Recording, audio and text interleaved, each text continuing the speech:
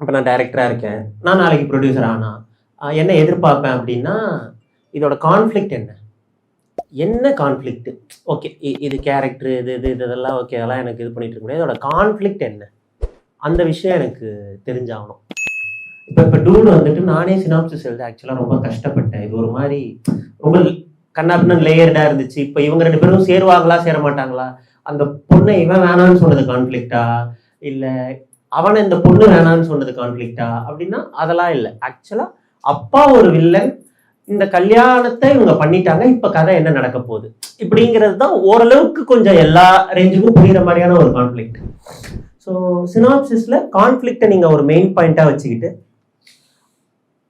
அதை ஒட்டி நீங்க எழுதணும். இந்த மாதிரி 2 கேரக்டர்ஸ் இப்படி இருந்தாங்க, ஒரு நாள் அவங்களுக்கு இப்படி நடந்துச்சு, இப்படி நடந்ததுனால அவங்களோட ஸ்டேட்டஸ் கோனா அவங்களோட நார்மல் லைஃப் எப்படி கெட்டுச்சு, இதுல இருந்தா அவங்க என்ன பண்ண போறாங்க, சேர்ந்தாங்களா இல்லையா. அதே மாதிரி சினாப்சிஸ்ல முக்கியமா முடிவா சொல்லணும். ஓப்பன் எண்டிங் வந்துட்டு விடக்கூடாது. இது வந்துட்டு இன்டர்நேஷனல் ஸ்டாண்டர்டா வச்சிருக்காங்க.